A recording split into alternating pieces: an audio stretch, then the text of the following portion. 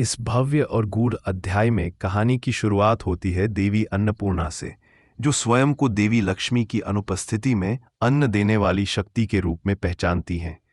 वह कहती हैं कि मैं वही हूँ जो पृथ्वी पर उनकी स्मृति और उनकी सखी के रूप में उपस्थित हूँ।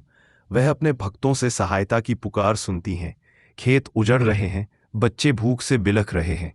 भक्त उनसे प्रार्थना करते हैं कि माता हमारी सहायता कीजिए, जिस पर देवी अन्नपूर्णा कहती हैं कि मैं सहायता अवश्य करूंगी, लेकिन मुझे एक वचन दो। भक्त वचन देते हैं कि वे उनकी हर आज्ञा का पालन करेंगे।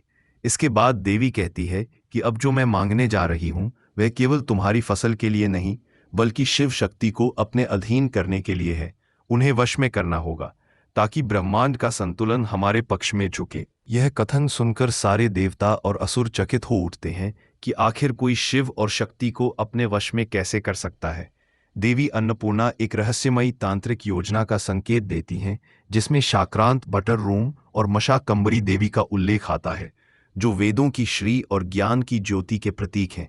वे बताती हैं कि जब तक मानव के मन से लोभ और अंधकार मिटाया नहीं जाता, तब तक वेदों का प्रकाश लौट नहीं सकता। इसी बीच देवता यह विचार करते हैं कि उनके पास अब शक्तियां क्षीण क्यों हो रही हैं।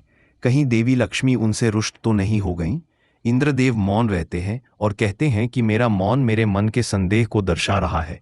बीते समय से नारायण का स्वभाव बदल रहा है और मुझे भय है कि जिसे हम नारायण समझ रहे हैं वह शायद नरकासुर है। देवगण इस बात से भयभीत हो जाते हैं क्योंकि यह संकेत शुभ नहीं था। वे कहते हैं, यदि यह सत्य हुआ तो संसार का संतुलन बिगड़ जाएगा। इंद्रदेव कहते हैं कि अब केवल देवी लक्ष्मी ही इस प्रश्न का उत्तर दे सकती है, परंतु वह स्वयं नरकासुर के मायाजाल में फंसी है और उन्हें नारायण समझ चुकी है। सभी देवता निश्चय करते हैं कि उन्हें देवी लक्ष्मी को खोजना होगा।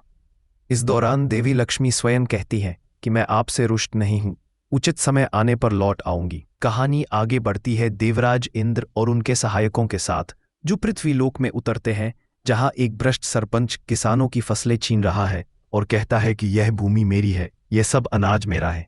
देवी अन्नपूर्णा यह दृश्य देखती है और कहती है कि तुम्हारा भय उचित है, क्योंकि सृष्टि की यह संपूर्णता अस्थायी है। जहां अज्ञान है वहां ज्ञान की ज्योत नहीं जल सकती। वह कहती हैं कि वेदों के लुप्त होने से मनुष्यों के मन से सद्गुण रूपी ज्ञान समाप्त हो चुका है और अब चारों वेदों को पुनः स्थापित करना ही एकमात्र उपाय है। लेकिन देवगण पूछते हैं कि यह कैसे संभव होगा। तभी एक तेजस्वी आवाज आती है। यह ध्वनि माता लक्ष्मी की है। ब्रह्मदेव कहते हैं, यदि माता लक्ष्मी रुष्ट नहीं होती तो हमारी शक्तियां क्षीण न होती।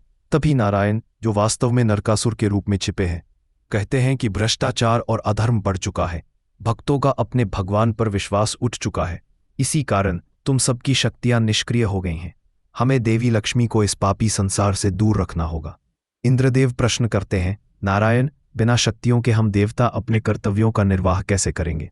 नारायण, नरकासुर कहते हैं कि इस संकट से निपटने का मार्ग है, परंतु आपको मेरा आदेश बिना प्रश्न माने पालन करना होगा। सभी देवता संदेह में पड़ जाते हैं। इंद्रदेव कहते हैं, यदि सृष्टि के संचालक पर ही हमें संदेह हो रहा है तो यह शुभ संकेत नहीं। ब्रह्मादेव मौन है, परंतु उनका चेहरा भय से सफेद पड़ गया है। नारायण नरकासुर क्रोधित होकर कहते हैं, यदि तुम्हें संदेह है तो अपना मार्ग स्वयं ढूंढ लो, और वहां से चले जाते हैं। देवता चिंतित है, कहीं हमसे कोई भूल तो नहीं हो गई। इंद्रदेव पुकारते हैं, रुकिए नारायण, हमें आपकी शर्तें स्वीकार हैं। नरकासुर मन ही मन मुस्कुराता है और कहता है, हर घटना मेरी योजना के अनुसार घट रही है। जल्द ही देवता स्वयं प्रलय लाएंगे। ब्रह्मादेव भविष्यवाणी करते हैं कि इस संसार में प्रलय आने वाला है और इसे रोकने के लिए हमें वेदों को पुनः लाना होगा। साथ ही नारायण की स्मृति लौटानी होगी ताकि संतुलन बहाल हो सके। तब महादेव और देवी पार्वती प्रकट होते हैं। महादेव कहते हैं, असंभव कार्य भी शिव और शक्ति के मिलन से संभव होता है। हमें मिलकर कार्य करना होगा। देवी शक्ति कहती है, मैं इस संसार की आत्मा में छिपे ज्ञान को प्रकाशित करूंगी और वेदों को पुनः स्थापित करूंगी। महादेव कहते हैं, मैं पाताल लोक जाकर नरकासुर के मायाजाल को तोड़ूंगा। इस बीच नरकासुर, जो अब पूरी तरह से देवताओं और पृथ्वी पर नियंत्रण पाने की योजना में जुटा है, ब्रह्मांडीय मंत्रों का उच्चारण करता है। ह्रीं क्लीं चंपाए ऊंच बाद प्राजेव शाम बोल। उसके इन मंत्रों से धरती, आकाश और पाताल में कंपन होने लगता है। देवी अन्नपूर्णा और देवी पार्वती यह कंपन महसूस करती हैं और कहती हैं कि यह कोई साधारण शक्ति नहीं, यह स्वयं मायावी कली का प्रभाव है। जो नरकासुर के साथ मिल चुका है, देवताओं में भय व्याप्त हो जाता है। इंद्रदेव कहते हैं हमें कुछ करना ही होगा, वरना सृष्टि समाप्त हो जाएगी। नारायण नरकासुर अब देवी लक्ष्मी के सामने प्रकट होता है और कहता है, मैं तुम्हारा नारायण हूं। देवी लक्ष्मी मोह और भ्रम में फंसी हुई कहती है, मुझे तुम में मेरा विष्णु दिखाई देता है। उसी क्षण महादेव वहां पहुंचते हैं और गरजते हैं, रुक जाओ नरकासुर, मैं हूं शिव, इस सृष्टि का संहारक, तुम्हारी माया यहीं समाप्त होगी। नरकासुर मुस्कुराता है और कहता है, तुम्हें अपने अधिकार क्षेत्र में प्रवेश करने की अनुमति नहीं है। शिव महादेव कहते हैं, मैं तुम्हारा मित्र हूं, तुम्हें सत्य का बोध कराने आया हूं। नरकासुर उत्तर देता है, मैं तुम्हें नहीं जानता और ना जानना चाहता हूं, जाओ यहां से। महादेव कहते हैं, नारायण मैं तुम्हारी विस्मृति को तोड़कर तुम्हें अपने साथ ले जाऊंगा। फिर वह कहते हैं, इस संसार ने पाप और पुण्य को कठिन बना दिया है, लेकिन यह सरल है। जो कार्य किसी के मन को आहत करे वह पाप है, और जो किसी के मुख पर मुस्कान लाए वह पुण्य है। महादेव प्रण लेते हैं कि वह नरकासुर के भ्रम को तोड़ेंगे और विष्णु को उनके वास्तविक स्वरूप में पुनः लाएंगे।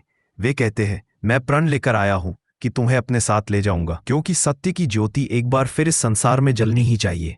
कहानी का यह अध्याय हमें यह दिखाता है कि कैसे अज्ञान, लोभ और अधर्म ने देवताओं की शक्तियों को क्षीण किया, देवी लक्ष्मी को भ्रमित किया और विष्णु को विस्मृति में डाल दिया। लेकिन शिव और शक्ति के संयुक्त संकल्प से एक नए युग की शुरुआत होने वाली है, जहां वेदों का पुनरुत्थान होगा, ज्ञान का प्रकाश फिर फैलेगा और असत्य की शक्तियां समाप्त होंगी। अंत में महादेव कहते हैं, प्रलय तो बस परिवर्तन है, और इस परिवर्तन में हम सबका पुनर्जन्म छिपा है।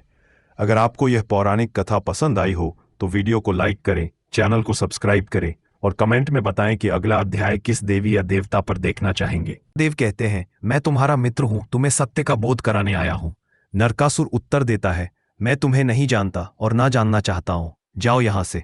महादेव कहते हैं, नारायण मैं तुम्हारी विस्मृति को तोड़कर तुम्हें अपने साथ ले जाऊंगा। फिर वह कहते हैं, इस संसार ने पाप और पुण्य को कठिन बना दिया है, लेकिन यह सरल है।